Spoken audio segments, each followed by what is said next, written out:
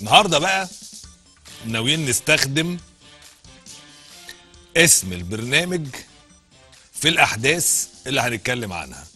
احنا برنامج بوكس تو بوكس، فكرته بوكس تو بوكس هي المربعات اللي في الملعب بتتنقل من الخبر للتقرير للانترفيو الحوار، يعني تحقيق قضيه، بوكسات كده بتتنقل من بوكس للتاني للتاني للتاني زي الكوره كده بشكل وتمرير سريع في الحلقه. لكن هناخد الاسم بالشكل التاني اللي هو البوكس. عارف انت البوكس بقى، الملاكمه يعني.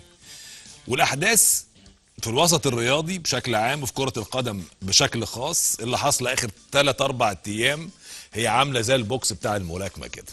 يعني هنعتبر ان الكورة والرياضة دي جسد، والبوكسات مزنوق في الحلقة بتاعت الملاكمة في الزاوية، والبوكسات بتجيله من كل ناحية، جسد الكورة والرياضة بشكل عام. معرفش هل ده بقى محتاج يعني وقفة جادة من القائمين على الرياضة كلها بشكل عام عندنا هنا وعلى الكورة بشكل خاص، ولا تفضل الأمور كده تترك وتقعد الرياضة تاخد البوكسات يمين وشمال لغاية ما تنهار وتسقط بالقضية. الأحداث بتقول كده. عندنا 3 4 5 موضوعات في غاية القسوة والأهمية، ولو في سيستم واضح شغالين بيه مش هنوصل أبدا للمراحل المتأخرة اللي احنا وصلنا لها، ما بين الجمهور اللي عامل مشاكل وقرارات بتصدر، ما بين احكام قضائية بتصدر وعزل رئيس نادي الزمالك، ما بين كهربا اخر حاجة بقى اللي تسرب الايقاف بتاعه الشديد بتاع لجنة الانضباط، حاجات كتيرة جدا الحقيقة. يعني خلونا نبدأ باخر حاجة. كهربا سربت عن طريق احد المسؤولين في لجنة الانضباط العقوبة اللي خاصة محمود كهربا، ولما يبقى الكلام خارج على لسان نائب رئيس لجنة الانضباط المستشار محمد شيرين فهمي، يبقى الموضوع مش تسريب بقدر ما هو حقيقة واقعة. هقول لكم الاول التسريب اللي طلع انه ايقاف كهربا زي ما قال موقع القاهرة 24، ايقاف كهربا 12 مباراة وتغريمه 1,000,000 جنيه. 12 مباراة وتغريمه 1,000,000 جنيه، وحرمان رئيس نادي الزمالك من حضور المباريات 3 شهور وغرامة 300,000 جنيه. ده القرار اللي اتسرب، لكن اعلن رسمي عن طريق اللجنة او عن طريق اتحاد الكرة لا. الكلام اللي كنا بنقوله عن اتحاد الكوره الفتره اللي فاتت، وكنا بنقول ان اتحاد الكوره وصلوا القرار ورفض يعلنه، واتحاد الكوره قال لك ما حصلش، احنا ما جالناش حاجه ونفى، طلع الكلام ده كله فيك، يعني ما حصلش. اتحاد الكوره وصلوا كل حاجه وعلى علم بكل حاجه، ولجنه الانضباط بعتله من شهر اكتر من شهر العقوبه، لكن هي قصه في التاخير مين يعلن العقوبه، يعني مين يشيل الليله قدام الجمهور، هل الاتحاد ولا اللجنه؟ هي دي كانت المشكله في الشهر الاخير ده. انما القرار اللي سرب بتصريحات واضحه عن طريق اهو نائب رئيس اللجنه، كشف المستشار محمد شيرين فهمي نائب رئيس لجنه الانضباط في اتحاد الكوره قرارات اللجنه ضد محمود عبد المنعم كهربا لاعب النادي الاهلي بعد واقعه هتافاته ضد الزمالك. قال في تصريحات خاصه للقرار 24 ان لجنه الانضباط قررت ايقاف كهربا 12 مباراه وتغريمه 1,000,000 جنيه. اوضح نائب رئيس لجنه الانضباط في حديثه ان اللجنه ايضا قررت حرمان رئيس نادي الزمالك من حضور المباريات 3 شهور وتغريمه 300,000 جنيه، وقال ان احنا بلغنا اتحاد الكره بهذه العقوبات وهو من عليه مسؤوليه الاعلان عنها، نحن لسنا جهات اعلان. يعني لسه حتى الان لجنه الانضباط بتؤكد انها ليست جهه اعلان. يعني احنا منتظرين من اتحاد الكره انه يعلن وفق الكلام.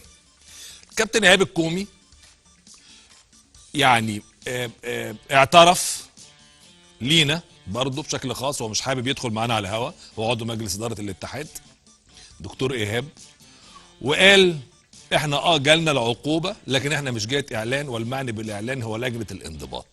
هتفضل العقوبه حايره بين الاثنين، هنشوف الساعات اللي جايه، لكن وما ان سربت يبقى هتعلن سواء من هنا او من هنا.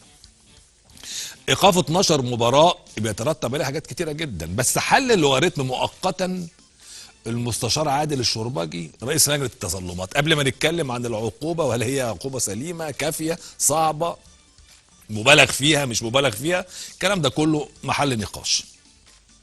لكن المستشار عادل الشرباجي رئيس لجنه التظلمات في اتحاد الكوره قال ما ان يتم الاعلان رسمي ويوصل للاتحاد ويعلن رسمي من حق محمود عبد المنعم كهربا والنادي الاهلي ان هم يقدموا تظلم، والتظلم ده هيعلق تنفيذ العقوبة لحين الفصل والبت فيه. يبقى احنا مؤقتا كهربا عنده مدخل سريع، وهو اول ما يعلن بشكل رسمي هيقدم تظلم. لجنة التظلمات اول ما بتستلمه بتتعلق العقوبة، يعني لا تطبق، يلعب عادي لغاية ما تقرر لجنة التظلمات ان العقوبة تبقى هي زي ما هي، تقل تتلغي الكلام ده، لكن ما تزيدش. يعني لجنة التظلمات ما عندهاش سلطة ان هي ترفع العقوبة بعد ما صدرت من لجنة الانضباط، لكن تستطيع تخفيفها، تستطيع الغائها. كل الكلام ده حصل قبل كده في مواقف كتير. لكن ما هي اللائحة التي استندت اليها لجنة التظلمات عفوا الانضباط في قرارها ضد كهربا؟ ما عندناش اللائحة. لكن لائحة المسابقات العقوبات بتاعت المسابقات اللي اعلنت قبل بداية الموسم لو جبناها كده على الشاشة، يعني انت عندك لائحة المسابقات فيها قائمة للعقوبات دي مصدق عليها من الرابطة على الحالات المخالفة لقانون اللعبة وشروط المسابقة. قدامنا اهو اللائحة، كل ده الطرد، الحصول على الانذارين، الطرد المنع هدف محقق، اللاعب يحصل 3 انذارات، وهكذا وهكذا وهكذا وهكذا. اقصى حاجة فيها في حالة فعل فاضح، يعني اذا اللاعب عمل فعل فاضح، وحط تحت فعل فاضح دي اللي هي قبل الاخيرة دي، حط تحت فعل فاضح دي 100 خط. يعني اقعد تخيل بقى بخيالك ايه هو الفعل الفاضح اللي ممكن يعمله لاعب. قال لك لو فعل فاضح او اشارات مشينة على احد عناصر اللعبة فيما عدا الحكام، العقوبة بتاعته ايقاف 6 مباريات. 6 مباريات، هي 6 مش 6، 6 مباريات. يعني اقصى عقوبة لو اللعيب عمل فعل فاضح 6 مباريات. كهربا خد 12 مباراة. في النادي الاهلي رد الفعل السريع اللي قدرنا نوصل له ان هم شايفين ان العقوبة مبالغ فيها جدا، سواء على مستوى الايقاف او على مستوى حتى الغرامة المالية، وانه كهربا يتوقف 12 مباراة. دي في انهي لائحة دي؟ ده اللي بيقوله الاهلي. كابتن محمود الخطيب دعا هيبقى في اجتماع خلال ساعات مع المستشارين القانونيين والمعنيين بالامر في النادي عشان يشوفوا كيف سيكون التصرف خلال الفترة الجاية.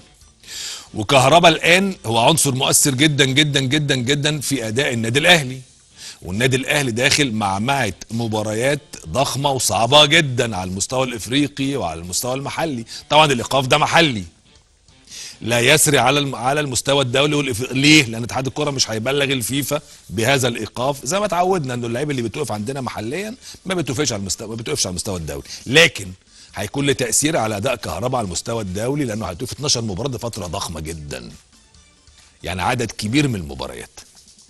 ففي حاله ارتباك موجوده. طبعا قصه ايقاف رئيس نادي الزمالك 3 شهور وغرامه 300,000 جنيه، كده كده رئيس نادي الزمالك ما بيروحش المباريات، والنهارده في حكم صدر هنتكلم بعد شويه.